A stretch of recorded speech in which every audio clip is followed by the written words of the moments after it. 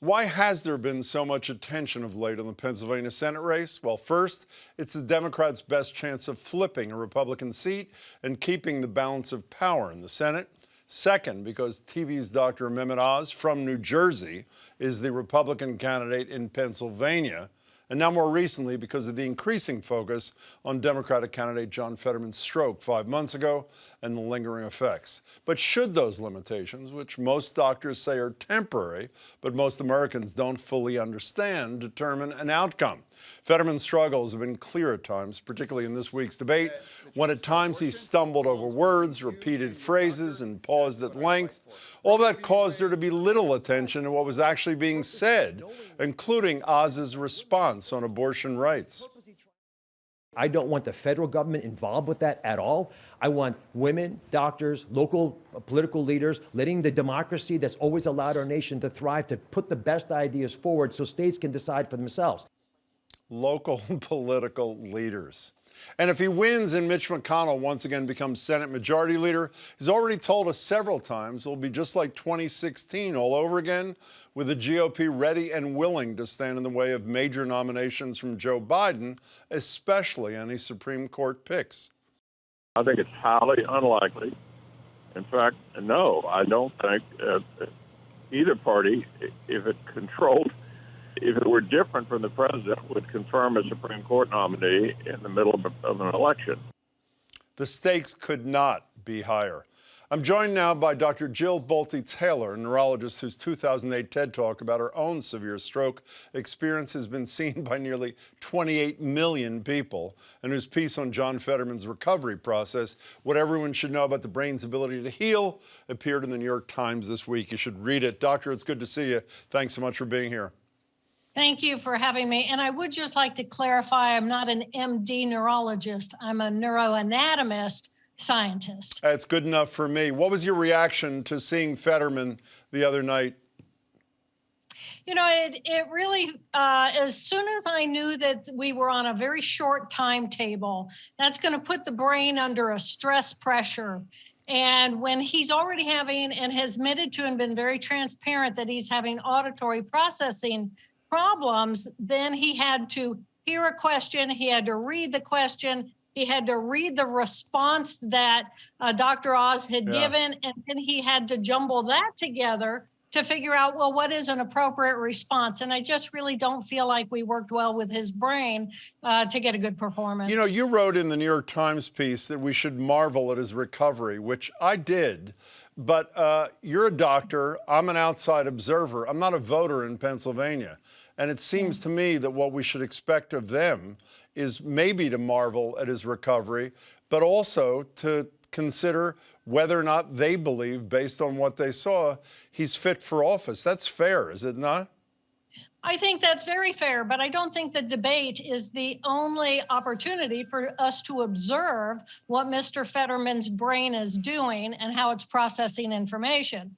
He's given several one-on-one interviews where he has had right on display a lot of appropriate information processing and cognition. So I think it's one thing to put it all on the debate. Well, how many debates will he be doing in the Senate? Maybe many, but I think most of his time is going to be spent doing skill sets that he has already put on display with other interviews where there wasn't this format of rush sense of urgency. You know, most voters will not have an opportunity to get a tutorial, but can you explain for a minute exactly what he's experiencing and what his prospects for recovery are, including what you mentioned a minute ago? When you say difficulty in auditory processing, what does that actually mean? So our brain is filled with all of these cells, and every every ability we have is dependent on cells to perform that function. So I can speak language and you can understand language because we each have those cells performing well. And the language system is very complex, where we can not just speak and understand when someone speaks, but we can read, we can write, we can imagine words inside of our brain, we can have motor control and output as we type. We also, parts of the brain are for motor control. Mr. Fetterman's motor control was just fine. And we know that stroke in certain region of one hemisphere will offer paralysis on the other side of the body. So that was working fine. He could speak fine. When we look at watch some of the other interviews, he's chatting and having normal conversation. Well, that's a complex action inside of the brain. He still has his sense of humor. That's cells inside of the brain. So we need to look at what is the man still doing instead of this focus on this one problem area where information comes in, it kind of drops it doesn't, for me, when I experienced it, it felt like it dropped into a little canyon, and then there was a pregnant pause for me to attach the meaning to that sound, and then I could understand. And that's why you said a minute ago that being bombarded with sort of rapid fire questions is actually the worst kind of circumstance for him. Oh, as soon as I turned on it on the debate and immediately said, and you have 2 minutes to answer, I thought, oh my gosh. I mean, imagine what a stressful situation any debate is for any brain, much less a brain that has auditory processing information problems. You know, some of the negative reaction to Lieutenant Governor Fetterman obviously is based on politics and cruelty. And a good example is this pathetic ad from a Trump PAC trashing both the president and Mr. Fetterman. Here it is. The worst border crisis in American history. The worst crime wave in decades. The threat of nuclear annihilation. Our economy collapsing. Joe Biden and John Fetterman aren't up to these challenges. Biden is stumbling around, and Fetterman just isn't right. Our economy is going to hell. The Eagles are so much better than the Eagles. Biden and Fetterman, liberal, clueless, weak. Just isn't right, says the Trump PAC. But, you know, the one place I'll take issue with you, this is not a private citizen.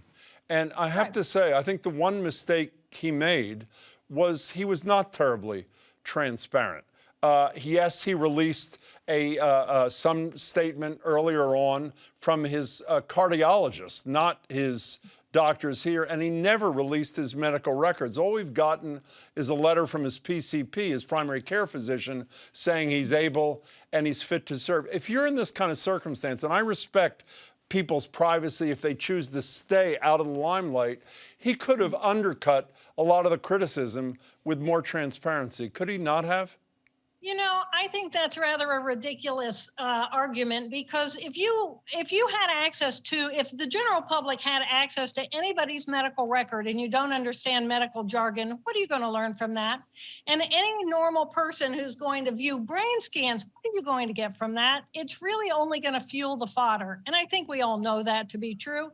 And I think what is really important is that if his physicians sign off on him and they declare that he has been through neural examinations in order to see how he's processing, but really, Jim, the proof is in the man. And I encourage everybody to watch an interview that was done on September 15th with Alex Wagner, where you can tell the man is there, the man is thinking, the man is laughing. He even has the part of his brain that remembers that he's supposed to follow the social norm of criticizing Dr. Oz. I mean, you can tell it's a matter of do we look at what the man's brain can do, or do we just really wave all of this flag about this problem, this one problem that he has transparently spoken about? Well, you know, I have to say, I love being told my positions are ridiculous, by the way, I should say. I'm used to that. But I have to say, the reality is that's an argument that Donald Trump could make for not releasing his medical records. We rely upon people like you to explain that which we wouldn't understand on the document. But putting that aside, here's one person who agreed with you. The Democratic candidate and likely next governor of Massachusetts was on the radio with us today. Here's what Maura Healey had to say about this situation. His progress has been remarkable. So that really bothered me. Mehmet Oz, it's just, he's kind of one of these TV charlatans who, he's just playing to a crowd. And, he said things that were offensive. I think that, hopefully the voters in Pennsylvania will recognize the substance that Fetterman brings to this, because he would be a terrific senator for the Commonwealth of Pennsylvania. You know, Jill Bolte Taylor, is it possible something good comes from this? I don't even mean politically. I mean, I assume Absolutely. he's an inspiration to people who see he had the courage to do this, and also maybe provides a bit of an education for people like me who really didn't understand this until the other night. Is that possible? Oh, I think you're spot on, and I think that's why you have me speaking to you today, because you care about education of the public. And You're trying to atone for what you said before? Is that what you're doing now? I'm kidding. Go ahead, keep going. I'm sorry. Yeah, no, I think this is an opportunity for stroke to be in the spotlight for us to consider, but at the same time to educate the public about, if you're managing with somebody with disability, you can focus on what they have and actually support them in their recovery, or you can really make it more difficult by being non-supportive and non-compassionate. By the way, do you agree with most people in the neurology field who have no connection to Fetterman himself, that this is a temporary condition and that ultimately he will come out of even the effects that we saw the other night? Do you buy that?